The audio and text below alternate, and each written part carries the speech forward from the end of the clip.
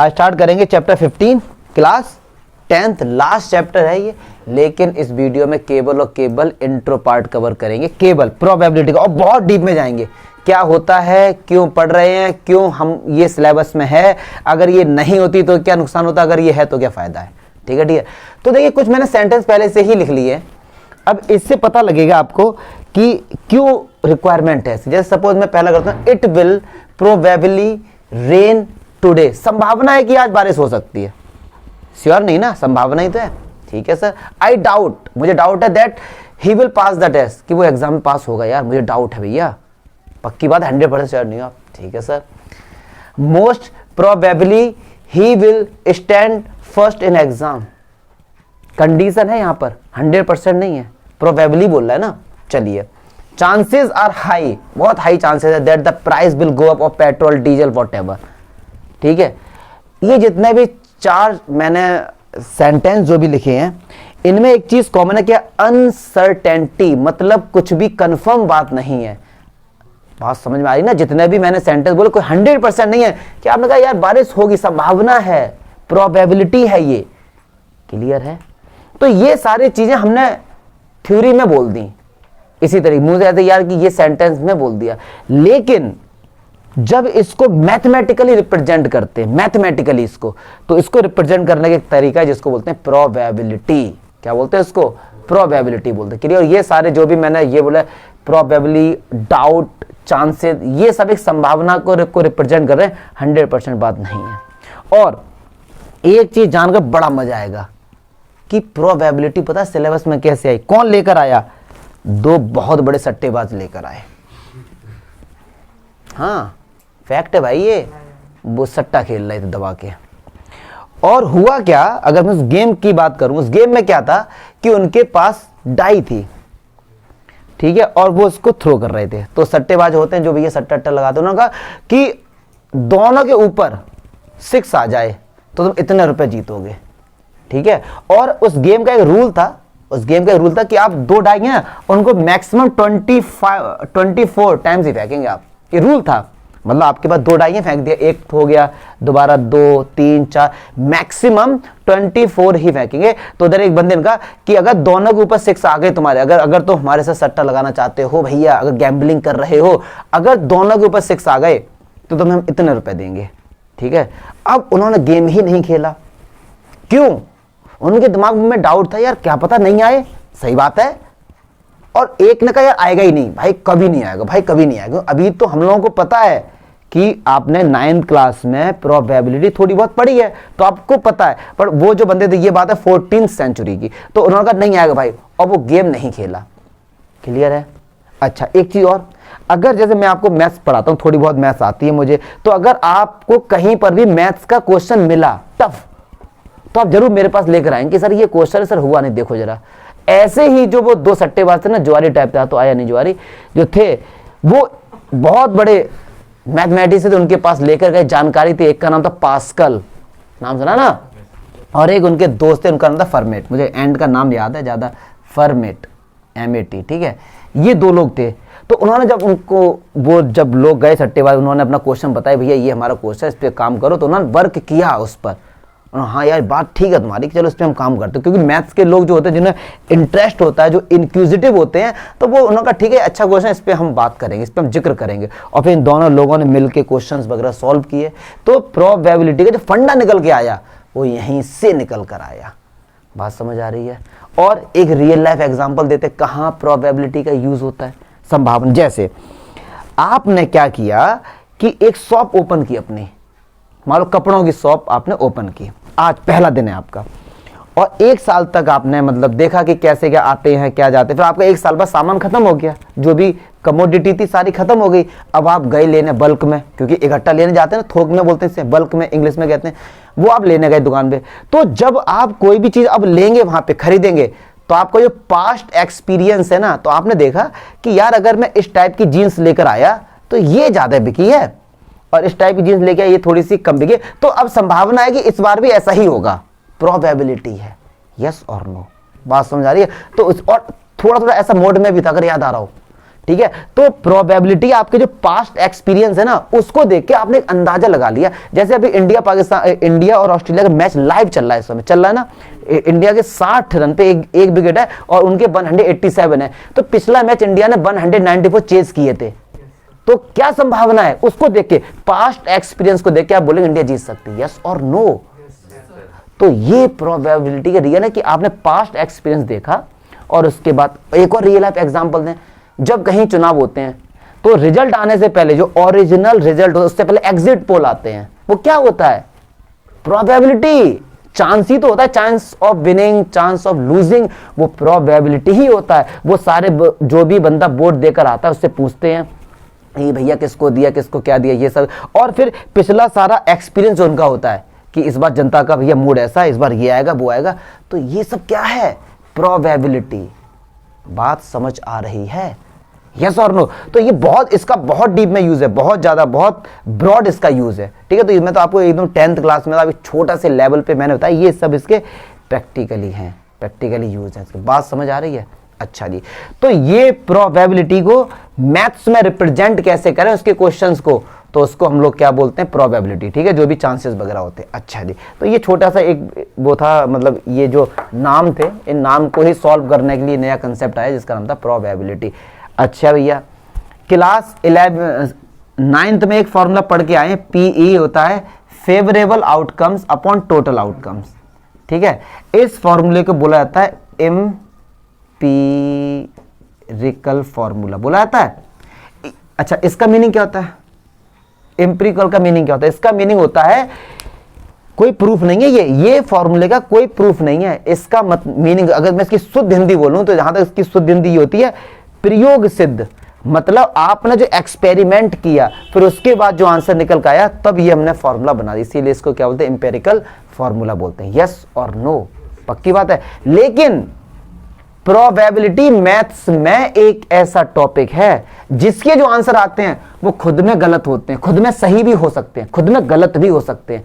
100% आप कंफर्म नहीं है कि ये जो आंसर आया है ये हमारा सही। जैसे एक छोटा सा एग्जांपल दो कि आपने एक कॉइन को थ्रो किया तो अंडरस्टूड है, मैंने कहा उसके ऊपर हेड आ जाए, यहां बैठे सारे बच्चे बोलेंगे 1/2।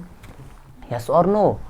क्या ये 1/2 सही है? मैं तो कह रहा हूं एकदम गलत है। 1/2 क्या चीज बताना चाह रहा है? कह रहा है अगर 2 बार आपने फेंका है तो 1 बार हेड जरूर आएगा, 50% चांस है। यस और नो? बात समझ रहे ना? 1/2 का मीनिंग क्या है? ये यहां से ओपन होता है, बहुत वैसा गेट है भाई, जल्दी आ जाए यार, उस तरफ कहीं देखो जगह। चलिए देखिए, अच्छा अगर मैंने ये कहा कि अगर मैंने एक कॉइन को थ्रो किया है, शांत रहेंगे, और उसके ऊपर हेड आ जाए, उसकी प्रोबेबिलिटी है 1/2। मैं तो कह रहा हूं एकदम गलत है। कैसे? इसका मीनिंग समझो क्या होता है 1/2 का। 1/2 का मीनिंग ये है 50%, कि अगर आपने 2 बार कॉइन को थ्रो किया तो 1 बार टेल आएगा, 1 बार हेड आएगा, ये तो है इसका मीनिंग। लेकिन मैं कहता हूं आप 10 बार एक कॉइन को थ्रो करो, क्या 10 बार हेड नहीं आ सकता? इम्पॉसिबल नहीं है, ये चीज आ सकता है। तो ये 1/2 तो बिल्कुल गलत है भाई। फिर सर ये 1/2 क्यों पढ़ रहे हैं? तो ये फॉर्मूले का नाम क्या है? Empirical form. मतलब ये ऐसे नहीं आता, उन लोगों ने एक्सपेरिमेंट किया। और पता है एक्सपेरिमेंट किए क्या थे, कैसे?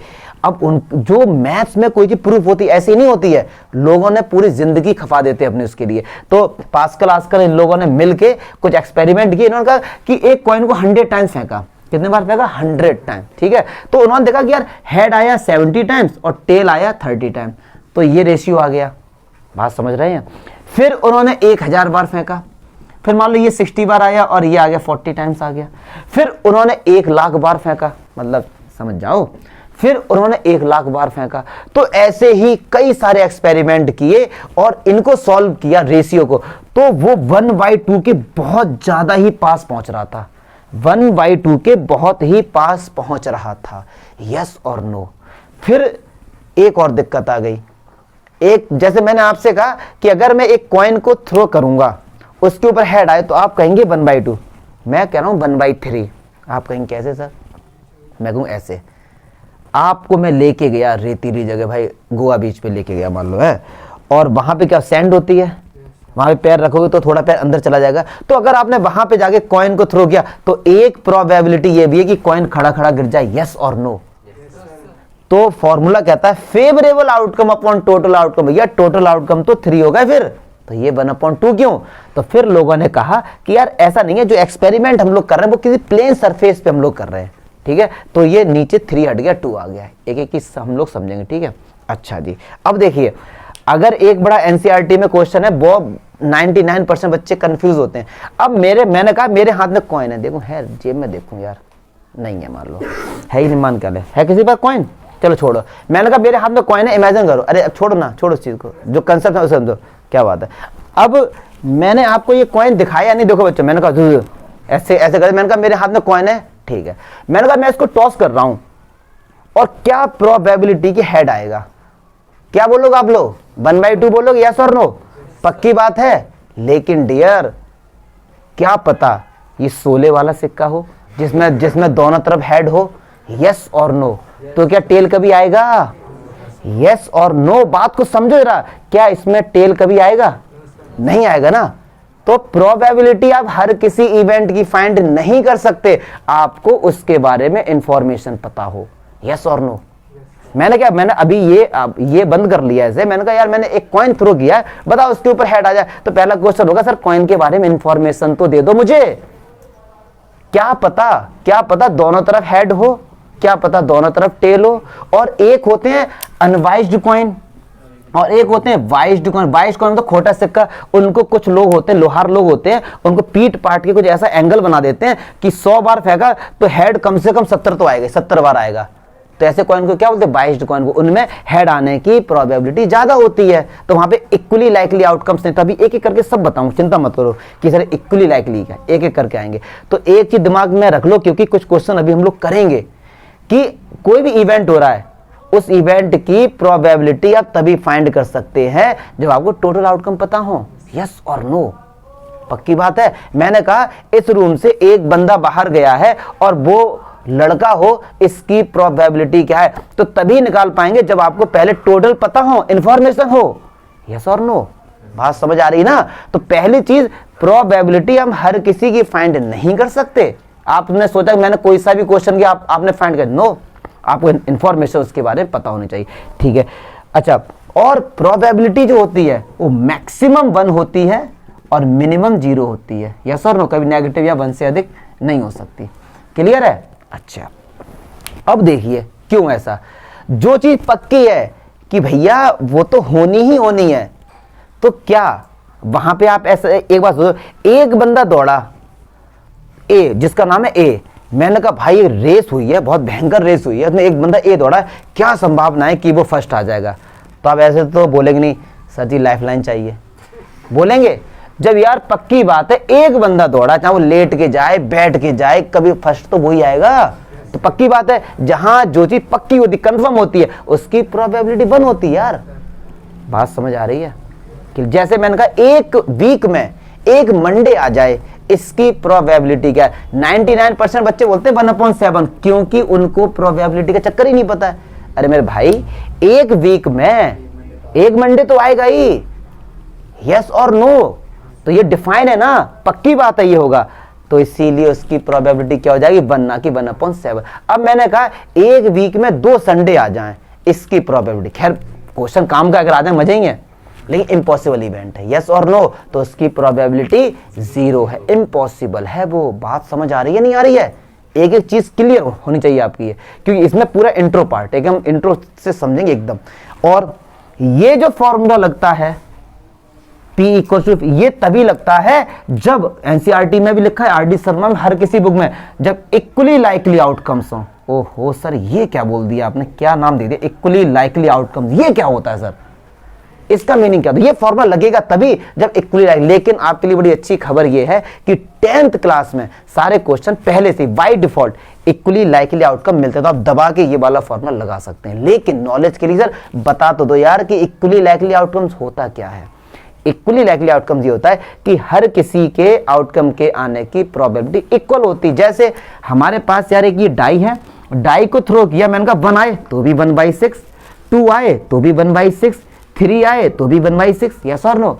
एक कॉइन को टॉस किया है, हेड आने की प्रोबेबिलिटी 1/2, टेल आने की प्रोबेबिलिटी 1/2, यस और नो। इक्वली लाइकली है ना, कुछ भी आए प्रोबेबिलिटी इक्वल आएगी, equally likely, equally likely means होता है संभवतः, संभव, इक्वली लाइकली आउटकम, मतलब जितने भी आउटकम्स हैं भैया उसकी प्रोबेबिलिटी इक्वल आ रही है, उसको हम क्या बोलते हैं, इक्वली लाइकली आउटकम का।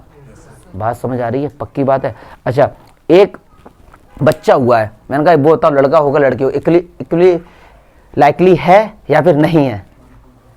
अब बीच वाला छोड़ो जा, हाँ बीच वाला छोड़ो, तो इक्वली लाइकली माना जाएगा उसे, ठीक है। अब तुम ज़्यादा हाँ डीप में ना जाओ, इक्वली लाइकली माना जाएगा उसे। लेकिन लेकिन लेकिन अगर एक गाड़ी को स्टार्ट कर रहे हैं तो बताइए वो इक्वली लाइकली आउटकम है या फिर नहीं है?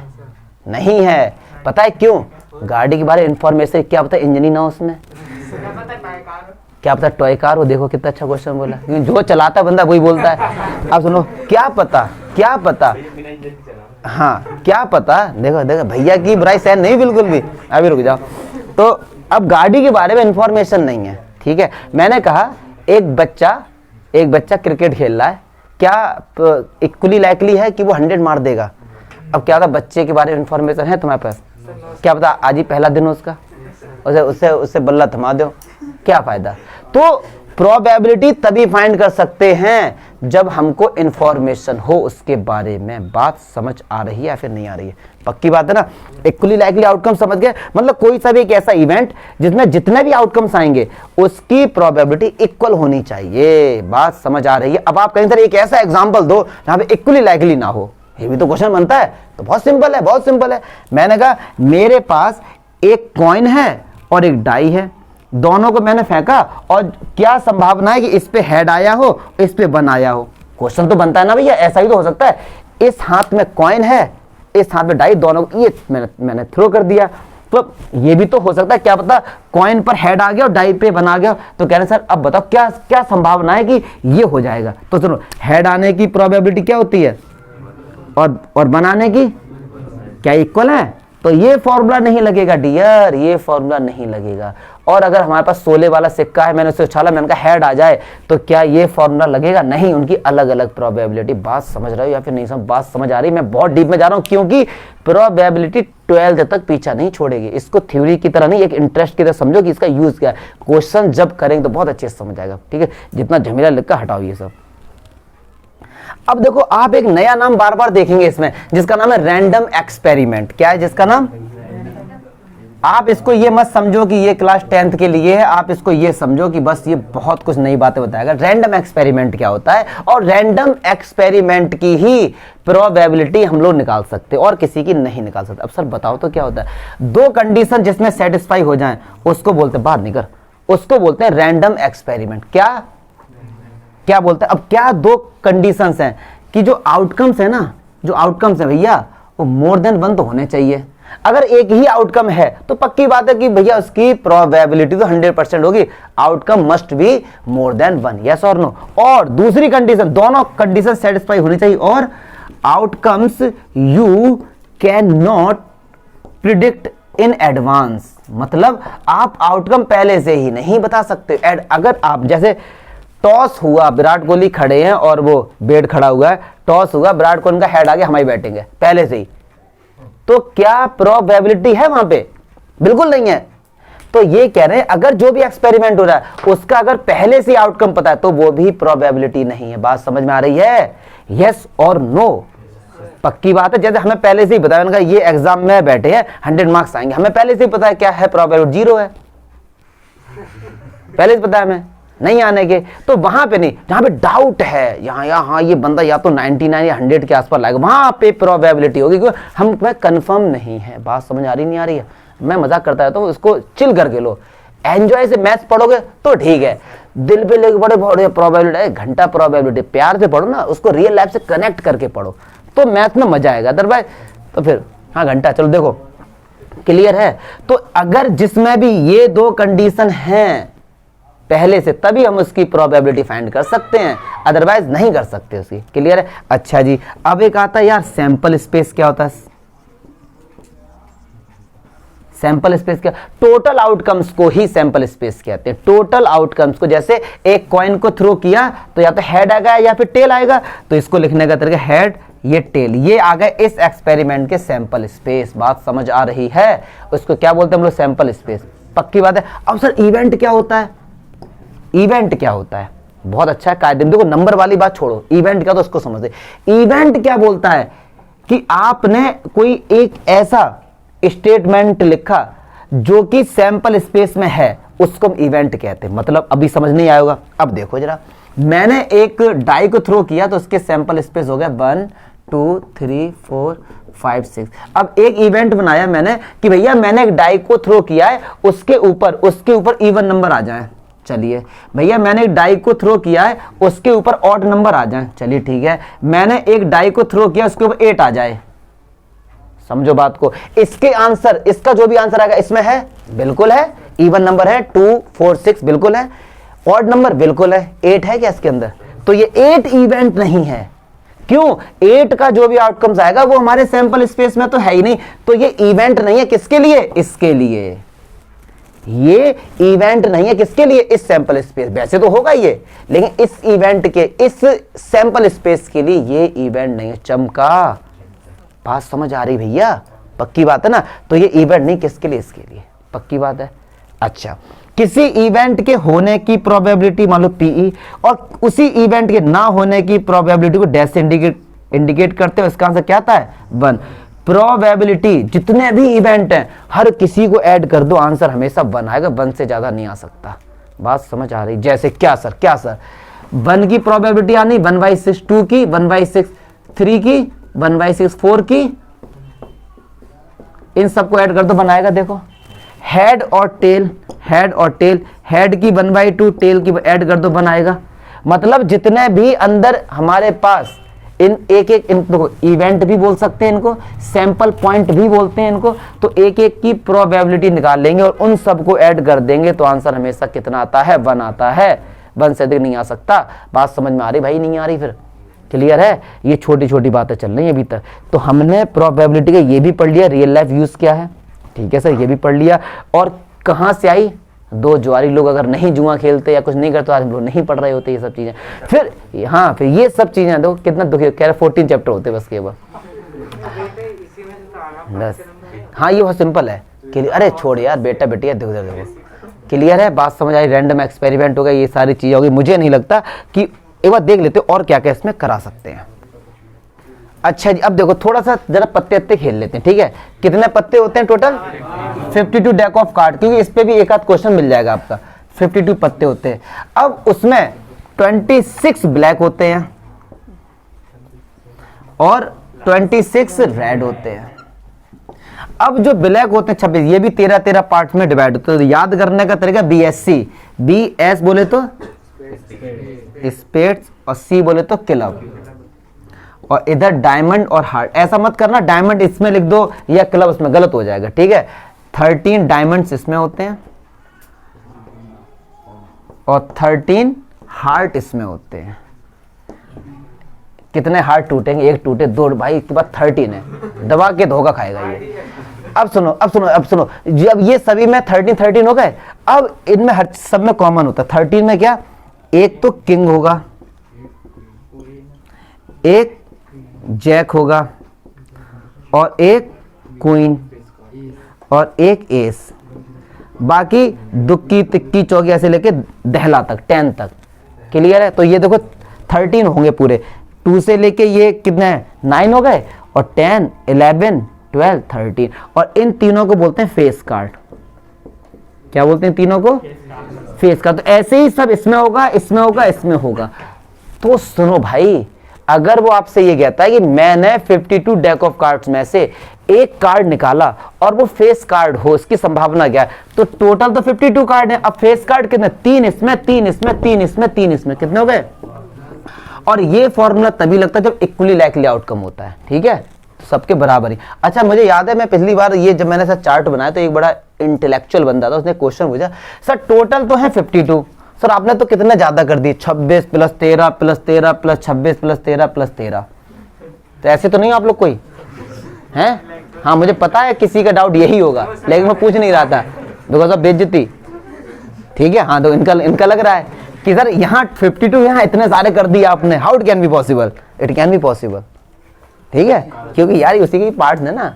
बात समझ आ रही है? अच्छा, एक फॉर्मूला भी मैंने बताया था, PE किसी किसी बुक में ई डैश रहता है, एनसीईआरटी में इस तरीके से। इनका सब हमेशा क्या होता है, 1 होता है। इस इवेंट को बोलते हैं कॉम्प्लीमेंट्री इवेंट, मतलब उसका एकदम उल्टा, कॉम्प्लीमेंट है, उसका एकदम उल्टा है। कोई इवेंट के अगर होने की, जैसे मैंने कहा एक बंदा रेस में पार्टिसिपेट कर रहा है, उसके जीतने की प्रोबेबिलिटी है मान लो 1/3, तो मैंने कहा उसके हारने की क्या है, तो 1 से माइनस कर देंगे हमेशा। बात समझ आ रही है? तो ये हमारे इस समय कार्ड का चक्कर हो गया भैया, ठीक है। ऐसे ही क्लब में एक किंग एक जैक एक क्यों नहीं, सब फेस कार्ड होता है किंग जैक और क्वीन। मुझे देखो मैंने खेला नहीं है, अब आप कहो क्यों होते हैं, तो शायद मुझे लगता है इन पे फेस बने रहते होंगे, ठीक है। और एस मन इक्का, बात समझ आ रही है? और ये सब हमारे वो हो गए, इन पे नंबरिंग है, दुक्का तिक्का चौका पचका, जो भी कुछ होता है, हम इस पे नहीं जा रहे यार, कौन सा हमें आज से स्टार्ट करना है। लेकिन ये अगर आप इसे सही वे में खेलते हैं इसको तो ये लॉजिकल खेल है। लेकिन अब आप पैसे ऐसे लगा रहे हो तो वो तो गलत चीज़ है। अगर आप इसे नॉर्मली वैसे खेलते हैं ना कि मतलब लॉजिक का खेल है ये। हाँ ठीक, क्लियर है? कोई डाउट है इसमें? और प्रोबेबिलिटी में समझाने को 10th क्लास के लिए तो इनफ है, सारे टॉपिक मैंने बताई दिए आपको। या दिमाग में अगर कोई ऐसा क्वेश्चन आ रहा तो आप बताओ। अच्छा एक चीज़ और, मैंने कहा कुछ चीज़ें एक साल में एक ही बार होती हैं। जैसे अगर मैंने कहा हमारा और पंकज का जन्मदिन एक ही डेट को है, तो ये एक साल में एक ही बार होगा। तो मैंने कहा उसकी प्रोबेबिलिटी क्या है जब हम दोनों का जन्मदिन एक दिन ना हो। बात को समझ रहे ना? तो टोटल दिन अगर मान लो लीप ईयर नहीं है तो 365, और एक ही दिन तो ऐसा होगा जब हम लोगों का जन्मदिन साथ होगा, अदरवाइज नहीं होगा, तो ऊपर क्या आएगा? बात समझ आ रही नहीं आ रही है? क्योंकि एक दिन अगर हम लोगों का बर्थडे बन गया पूरे साल फिर तो दोबारा नहीं होगा यार, है कि नहीं? बात समझ आ रही है? तो इसका आंसर ये हो जाएगा। अच्छा, और बस ये ध्यान में रखना कि किसी भी बात क्यों कर रहा है यार, किसी की भी प्रोबेबिलिटी फाइंड करें तो उसके बारे में पूरी इंफॉर्मेशन होनी चाहिए, आउटकम पहले से पता होना नहीं चाहिए, उसको बोलते हैं रैंडम एक्सपेरिमेंट। हर किसी की प्रोबेबिलिटी हम लोग फाइंड नहीं कर सकते, क्लियर है? तो 10th क्लास के इतना इनफ है। अब हम लोग क्वेश्चंस करेंगे एग्जांपल इसके, ठीक है?